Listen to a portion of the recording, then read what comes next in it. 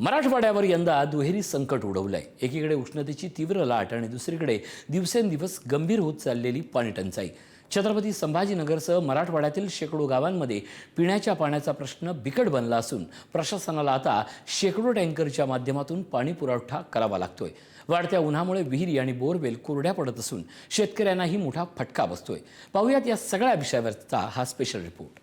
फळबागाला पाणी द्यायसाठी पाणीच नाही आमच्याकडे, खूप पाणी कमी पडलेलं आहे आणि एवढ्या पाण्यात काही भागत की आता ही फळबाग सगळी सुकून झालेली। निसर्ग बी कोपलेला आहे आणि शासन बी आमच्यावर कोपलेलं आहे शेतकऱ्यावर।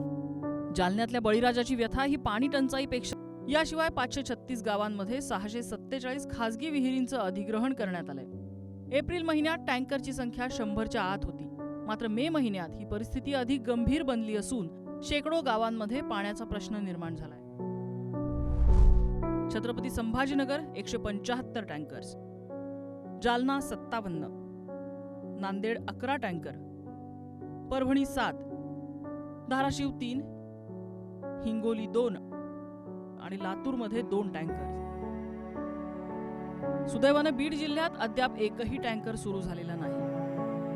टँकरवर पाहिलं आता डिझेल वाल्याला बी डिझेल बी भेटन त्याला, मग टँकर बी नाही येऊ राहिले ना आमच्याकडे।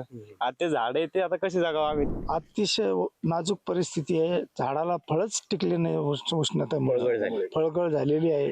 त्याच्यामुळं निसर्ग बी कोपलेला आहे आणि शासन बी आमच्यावर कोपलेलं आहे शेतकऱ्यावर। आपल्या भागात पिकणाऱ्या सर्वच फळबागांवर याचा परिणाम होतोय।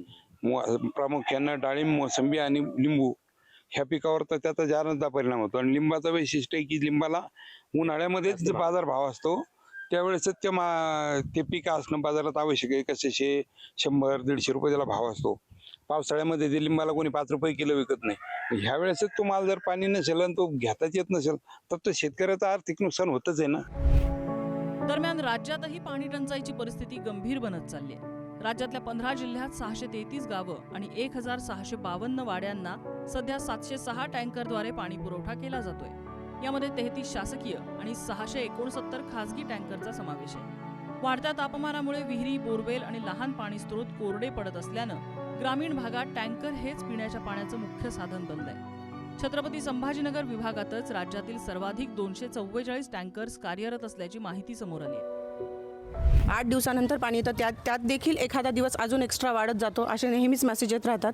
कधी नळ फुटतो, कधी मोठी पाईपलाईन फुटते, मला सतत टँकर आणावं लागतं। फॅमिली मोठी असते तर तेव्हा ते 2000 लिटरची पाण्याची जी टँकर असते ती सुद्धा पुरत नाही। त्यामुळे पाण्याची फार भरपूर प्रमाणात टंचाई होते आणि खरं तर सारखी पाईपलाईन फुटणं, सणावाराला पण पाणी नसणं। पाणी ही आज अन्न, वस्त्र, निवारा यासारखी मूलभूत गरज आहे आपली। पाण्याशिवाय कुठलंच काम होत नाही। स्वच्छतेचं असो, जेवण बनवण्याचं असो किंवा पाणी पिण्यासाठीचं असो, सगळीकडे आपल्याला पाणी लागतं आणि उन्हाळ्यासारख्या ऋतूमध्ये तर आपल्याला पाणी मस्ट आहे। तर या काळामध्ये शहरी भागात राहून सुद्धा आपल्याला पाणी टंचाई फेस करायला लागते, म्हणजे ही खरंच गोष्ट चिंताजनक आहे। आपण जर शहरी भागात राहतोय, नळपट्ट्या भरतोय, तर महानगरपालिकेची ही जबाबदारी आहे की पाणी टंचाई आम्हाला फेस न करू द्यावं। उष्णतेचा वाढता कडाका आणि घटत चाललेले जलस्रोत यामुळे मराठवाड्यातील पाणी स्थिती दिवसेंदिवस गंभीर बनत चालली आहे। येत्या काही दिवसात पावसाने हजेरी लावली नाही तर अनेक गावांना टँकरवर अवलंबून राहावं लागायची शक्यता व्यक्त होतीये। जालन्याहून गौरव साळी, छत्रपती संभाजीनगरहून सचिन जिरे यांच्यासह ब्युरो रिपोर्ट, पुढारी न्यूज।